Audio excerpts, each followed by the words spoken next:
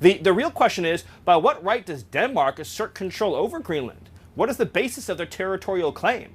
That was Stephen Miller, the most influential policy advisor in the Trump administration. And he doesn't seem to know that it was the United States that formally recognized Denmark's sovereignty over Greenland before many other countries. In the 20th century, the Kingdom of Denmark and the US were competing for influence in the Arctic. Denmark already had a physical presence in Greenland, but it was struggling to assert control over the whole island because it was enormous and the weather conditions were extremely harsh. The United States, meanwhile, was busy enforcing its Monroe Doctrine and even sent a major expedition through Greenland, potentially trying to claim the north of the island. But in 1916, the US decided there was something else it could get from Denmark. Denmark owned a group of islands in the Caribbean, which we now know as the US Virgin Islands. The US decided it was more important to purchase those because of their strategic proximity to the Panama Canal, which it had just finished building. The US purchased the islands for $25 million in gold, which is about $743 million in today's money. But the US also signed a declaration stating that it would not object to the Danish government extending their political and economic interests to the whole of Greenland, effectively recognizing Danish sovereignty over Greenland. And that was a big deal because at the time the US was seriously enforcing the Monroe Doctrine. The Monroe Doctrine is a foreign policy position that the US should be the dominant power in the Western Hemisphere. And the Western Hemisphere includes North America, South America,